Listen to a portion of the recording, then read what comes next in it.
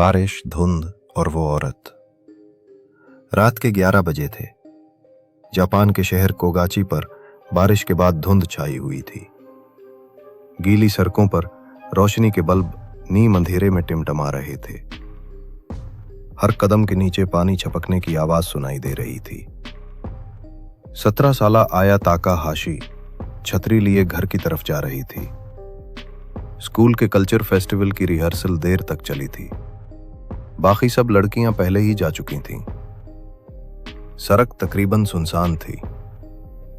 हवा में वो खास सी नमी थी जो जापान की खाली गलियों को और ज्यादा पुरअसरार बना देती है। आया ने कानों में हेडफोन लगाए हुए थे, मगर फिर भी उसे महसूस हुआ जैसे कोई पीछे आ रहा हो। कदमों की आहट, हल्की हल्की, फिर तेज। उसने पलट कर देखा। धुंध के पार एक औरत नजर आई। सफेद कूट, लंबे बाल और चेहरे पर सफेद मास्क। औरत के हाथ में कोई चीज चमक रही थी। आया ठटक गई। सुनो, क्या मैं खूबसूरत हूँ? जी हाँ, आप खूबसूरत हैं। औरत रुक गई और फिर धीरे से मास्क नीचे किया। आया का सांस रुक गया। औरत का चेहरा कान से कान तक चाक था। जख्मों के किनारों से खुश्क खून लगा हुआ था। अब भी? औरत के होंठ हिले। फिर रोशनी में कुछ चमका। एक कैंची। सड़क के पार कोई बिल्ली चीखी। आया ने भागने की कोशिश की, मगर वो औरत उसके सामने आ चुकी थी और अगले लम्हे सिर्फ कैंची की चक की आवाज गूंजी। अगली सुबह आया की लाश एक सुनसान गली से मिली। चेहरा बुरी तरह कटा हुआ था, जैसे किसी ने हंसी को जबरदस्ती चीर दिया हो। खौफ की अफवाहें स्कूल में सुबह से शोर मचा था और तलबा के चेहरे जर्द थे। कोई क्लास में बात नहीं कर रहा था।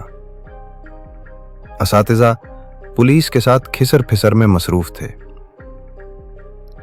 आया की सबसे करीबी दोस्त महो बेंच पर बैठी थी। उसके हाथ में आया की आखिरी मैसेज थी, बस 10 मिनट में घर पहुंच जाऊंगी। महो के गले में लफ्ज अटक गए। वो अकेली जा रही थी। किसी ने उसके साथ ऐसा क्यों किया? ये इंसान का काम नहीं। कुचिसा के ओन्ना वापस आ गई। कौन है वो? पुराने जमाने में एक औरत थी, बहुत हसीन। उसके शौहर ने शक में आकर उसका मुंह काट दिया। वो मर गई, लेकिन उसकी रूह शहर में घूमती है। रात को लोगों से पूछती है, क्या मैं खूबसूरत हूँ? अगर कोई हाँ कहे तो वो उसका मुंह भी चाक कर देती है, और अगर कोई नहीं कहे तो वो फौरन मार देती है। ये सिर्फ कहानी है ना? काश कहानी ही होती। शाम को जब मेहू ने स्कूल के पीछे आया के लिए मोमबत्ती जलाई, हवा बार बार शोला बुझाने की कोशिश कर रही थी, लेकिन शोला बुझा नहीं। जैसे कोई वहां खड़ा देख रहा हो। मेहू ने पलट कर देखा। धुंध के अंदर कोई साया हिल रहा था। शायद एक औरत। अगली चंद रातों से मेहू सो नहीं पा रही थी। हर बार आंख बंद करती, आया का चेहरा दिखाई देता, हंसती हुई। फिर अचानक चाक हंसी में बदल जाती। फिर एक रात वो ख्वाब में स्कूल के वॉशरूम में खड़ी थी। आईने के सामने सन्नाटा था। पानी की नलकी से एक बूंद टिपकी, आवाज गूंजी। फिर आईने के अंदर किसी ने हरकत की। मेहो का अक्स मुस्कुरा रहा था। क्या मैं खूबसूरत हूँ? कौन है? मैं तुम ही हूँ। एक्स ने मास्क उतारा। चेहरा चाक, खून से तर, आंखों में अजीब चमक। मेहो चलाने लगी, मगर आवाज नहीं निकली। आईने के अंदर की लड़की ने कैंची उठाई। अब तुम मेरी जगह लोगी। उस लम्हे आईना हिलने लगा। मेहो पीछे गिरी और जैसे ही उसने आंखें बंद की, सब कुछ गायब हो गया। अगली सुबह मेहू ने देखा कि कमरे में रखा आईना खुद ब खुद हिल रहा था। उसके अंदर कुछ लम्हे को एक मास्क वाली औरत दिखाई दी। उसने घबराकर चादर ओढ़ी, मगर आईने के अंदर वो औरत अब भी थी। आईने के पार चंद दिन बाद मैं वो स्कूल नहीं गई।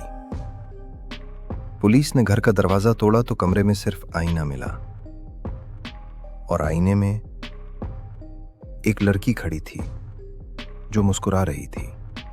वक्त गुजरता गया। कोगाची शहर की गलियां खामोश हो गईं। लोगों ने कहा यह सब कहानी थी।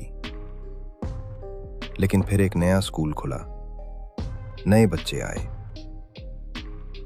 एक दिन एक बच्ची ने वॉशरूम के आईने में मजाक में कहा, क्या तुम खूबसूरत हो? अगले दिन वो बच्ची स्कूल ना आई। वॉशरूम की दीवार पर खून से लिखा था, खूबसूरती दर्द से जन्म लेती है।